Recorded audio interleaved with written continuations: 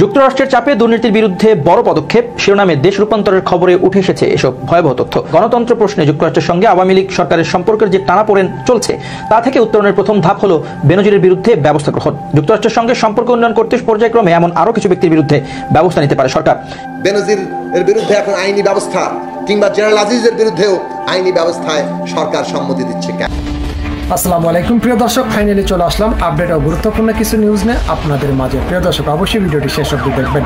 দর্শক, আপনাদের কাছে ছোট্ট একটি অনুরোধ, দেশ এবং দেশের বাইরে হলে কমেন্ট বক্সে লিখে জানিয়ে দেবেন, আর চ্যানেলে নতুন হলে সাবস্ক্রাইব করে পাশে থাকা বেল বাটনটি অবশ্যই অল করে দেবেন, কারণ পরবর্তী আপডেট নিউজ সবার আগে পাওয়ার জন্য প্রিয় দর্শক আর অবশ্যই একটি লাইক দেবেন। আসসালামু আলাইকুম রহমতুল্লাহি ওয়া বারাকাতুহু। সম্মানিত দর্শক, আর শনিবার 1 জুন 2024 এবং পড়ন্ত বিকেলে এই ভিডিওটি যখন করছি তখন ভারতের যে জাতীয় সংসদ নির্বাচন, লোকসভা নির্বাচন, সেই নির্বাচনের একেবারে শেষ দফার ভোট অনুষ্ঠিত হতে যাচ্ছে। এই ভোট যখন প্রথম দফা শুরু হয়েছিল তার আগে আগে নরেন্দ্র মোদী সাহেব এবং তার দলের যে উল্লম্ফন সেটা ছিল দেখার মতো।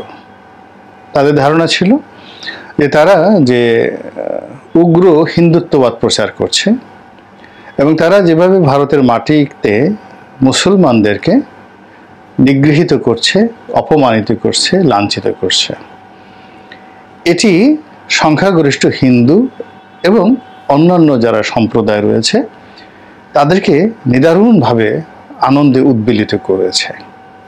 এক। 2 নম্বর হলো যে তারা নতুন একটা অলিগার শ্রেণী তৈরি করেছে বাংলাদেশের মতো করেই।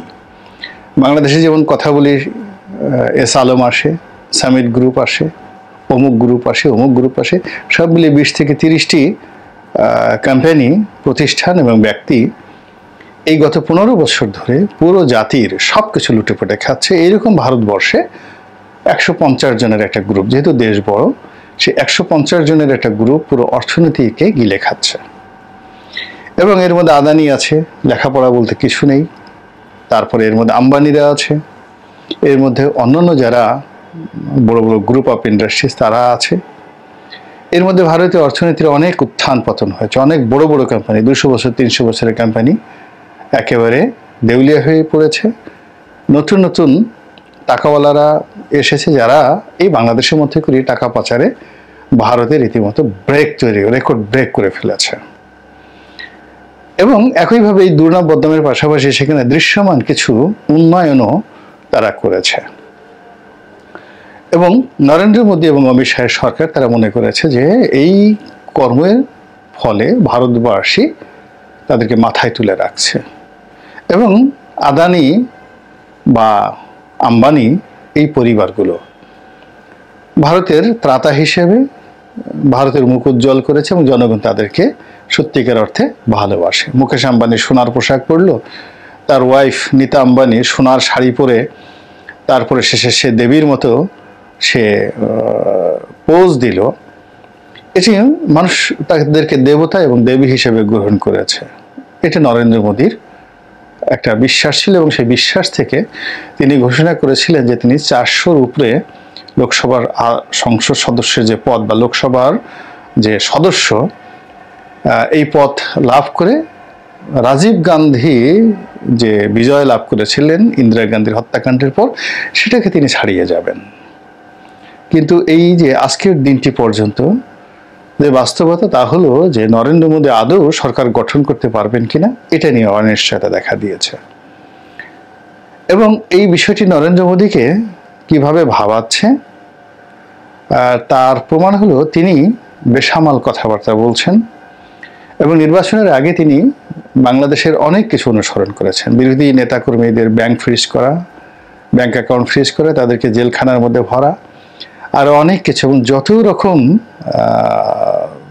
নেতিবাচক দিক রয়েছে সারা দুনিয়ার ইলেকশন ইঞ্জিনিয়ারিংয়ের, সেইগুলো তিনি করার পরেও এই এখনো পর্যন্ত তেমন সুবিধা করে উঠতে পারেনি।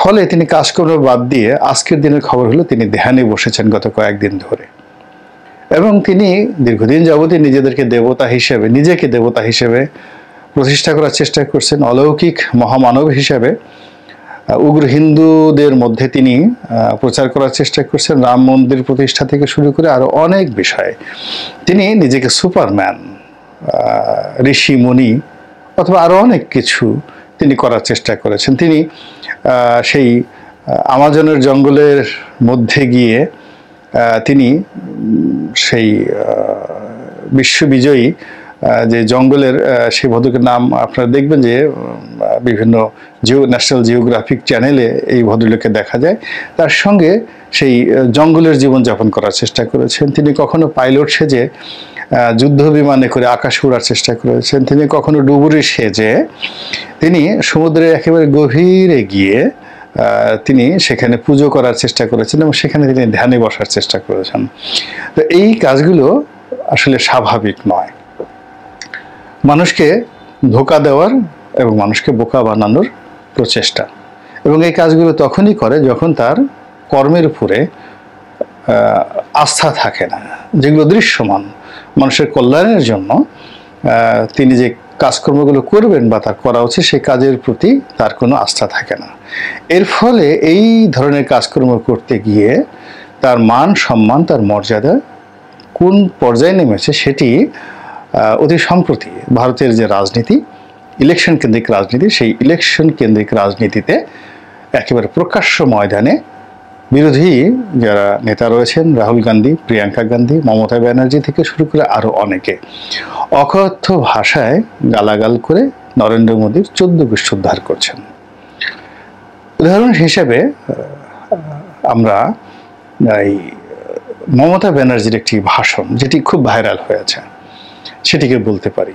উনি এই নির্বাচনের আগ পর্যন্ত মিস্টার নরেন্দ্র মোদীকে মোদিজি হিসেবে সম্বোধন করতেন, কিন্তু এই নির্বাচনের সময় তাকে একেবারে তুই তুকারি করে মোদি বলে যেভাবে তুচ্ছ-তাচ্ছিল্য তিনি করেছেন এটি বিরল। দ্বিতীয়ত, নরেন্দ্র মোদীকে তিনি একজন মহা দুর্নীতিবাজ, একজন মহা চোর, এবং তিনি বলেছেন যে শুধু চোর না, এটা হলো কয়লা চোর। কেন কয়লা চোর?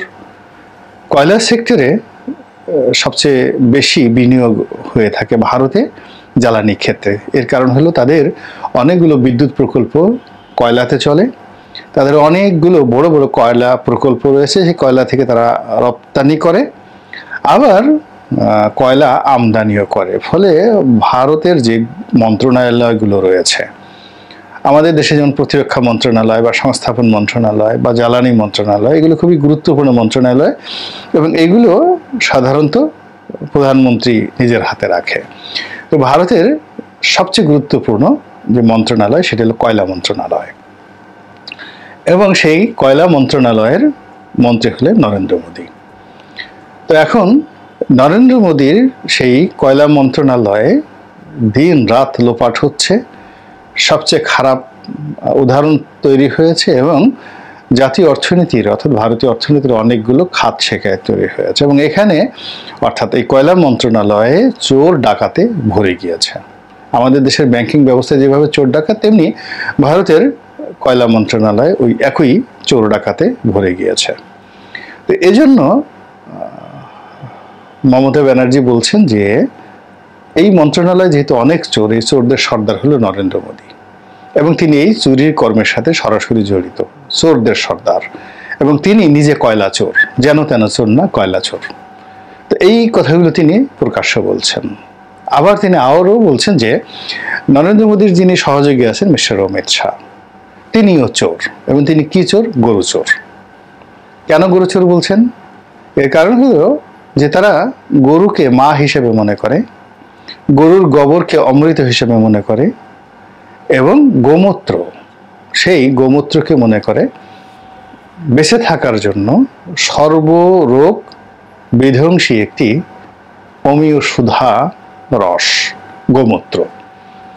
তো সেই গরুকে তারা সম্মান করবে, মর্যাদা দেবে, কিন্তু তা না করে সেই গরুকে ব্যবহার করে ভারতীয় অর্থনীতিতে যে লুটপাট হয়, সেই লুটপাটের সঙ্গে সারা ভারতের যে বর্ডার সিকিউরিটি ফোর্স রয়েছে বিএসএফ, এই বিএসএফ সীমান্ত দিয়ে গরু পাচার করা, কেবল বাংলাদেশ নয়, পাকিস্তান, অন্যান্য দেশে গরু চুরি করা, গরু পাচার করা, গরু বিক্রি করা, এই টোটাল কাজের সঙ্গে বিএসএফ এর টপ টুলো সবাই জড়িত। এবং তারা শুধু এই কাজ করেন, আমাদের বাংলাদেশের সীমান্তে দেখা যাচ্ছে এই কাজ করতে গিয়ে যদি 19-20 হয়ে যায় কারোর সঙ্গে, সঙ্গে সঙ্গে গুলি করে সেই যারা এই গরু চোরা কারবারির সাথে জড়িত তাদের অনেকে মেরে ফেলে। কিন্তু মূলত এখানে যা কিছু হয় সেটা হলো তাদেরকে বখরা না দিয়ে, তাদেরকে কমিশন না দিয়ে কেউ যদি এই চোরাচালান করার চেষ্টা করে তখনই তারা সেখানে সরাসরি গুলি চালায়। কিন্তু যদি আপনি তাদেরকে টাকা দেন তাহলে কোনো অবস্থাতে তারা গুলি চালাবে না। এইভাবেই সকল সীমান্তে, ভারতের সকল সীমান্তে এই গরু সিন্ডিকেট, গরু বাণিজ্যের একটা বিশাল অধিক্ষেত্র গড়ে উঠেছে। তো এই যে গরু চুরির সাথে বিএসএফ এর জওয়ান থেকে শুরু করে ঊর্ধ্বতন কর্মকর্তা সবাই জড়িত, এবং সেই মন্ত্রণালয়ের প্রধান হলো অমিত শাহ। এই জন্য মমতা ব্যানার্জির অভিযোগ হলো যে অমিত শাহ গরু চোর, এবং সেইভাবে তাকে দায়ী করা হচ্ছে। এই যে ভারতীয় রাজনীতির প্রধান দুজন ব্যক্তি, ক্ষমতাধর রাজনীতির, বাংলাদেশের প্রধানমন্ত্রী এবং ওবায়দুল কাদেরকে নিয়ে যদি মির্জা ফখরুল সাহেব এই ধরনের কথা বলেন, আপনি বুঝেন বাংলাদেশের পরিস্থিতি কোন জায়গায় যেতে পারে। তো সেক্ষেত্রে ভারতের মাটিতে অমিত শাহ এবং নরেন্দ্র মোদীকে নিয়ে যখন মমতা ব্যানার্জির মতো প্রথিতযশা রাজনীতির কিংবদন্তি নায়িকা যারা এরকম প্রকাশ্যে গালাগাল দিচ্ছে, তাহলে বুঝতে হবে যে রাজনীতির মান সেখানে কোন পর্যায়ে চলে গিয়েছে। দ্বিতীয়ত, নরেন্দ্র মোদীর যে ম্যাজিক ছিল সেই ম্যাজিক এখন আর নেই, এবং তার সম্মান এবং মর্যাদা, ব্যক্তিগত সম্মান এবং মর্যাদা, এটি ধুলোয় মিশে গিয়েছে। ফলে তিনি যতই ধ্যানে বসুন না কেন, এবং সেই ধ্যান থেকে যদি সত্যিই তিনি যোগী হয়ে একেবারে উড়ে আকাশের সেই যে তারকার কাছাকাছি চলে যান, চন্দ্রে চলে যান, সবাই দেখলো, প্রকাশের আলোকে দেখলো যে ভূমি থেকে তিনি সিদ্ধিপ্রাপ্ত হয়ে চন্দ্রে উঠে গেছেন যোগ ব্যায়াম করতে করতে, তবুও এই যে কয়লাচোরের যে উপাধি, সেই উপাধি থেকে তিনি নিজেকে রক্ষা করতে পারবেন না। এর কারণ হলো ভারতবর্ষের আনাচে কানাচে চোর চোরটাতে তিনি রীতিমতো ভরপুর করে দিয়েছেন, এবং তার ম্যাজিক, তার ছোঁয়া আশেপাশের দেশে যারা পেয়েছে তারাও এই একইভাবে, মানে যেখানে চুরি বিদ্যাটা, এই চুরি বিদ্যাটাকে তারা জাতীয় বিদ্যা হিসেবে, নিজেদের গলার মালা হিসেবে, অলংকার হিসেবে, নিজেদের পোশাক হিসেবে, চুরি বিদ্যাকে নিজেদের পোশাক হিসেবে, বস্ত্র হিসেবে তারা গ্রহণ করে ফেলেছে। তো কাজেই মিস্টার নরেন্দ্র মোদী এবং মিস্টার অমিত শাহ তাদের নিজ দেশে যেভাবে নিগৃহীত হচ্ছেন, এটি আমাদের দেশে অনাগত দিনে যারা মোদির পক্ষে রাজনীতি করেন তাদের জন্য এটা একটা অ্যালার্মিং, একটা red signal and a back signal. আল্লাহ আমাদের সবাইকে হেদায়েত দান করুন এবং হেফাজত করুন। আসসালামু আলাইকুম ওয়া রাহমাতুল্লাহি ওয়া বারাকাতুহু।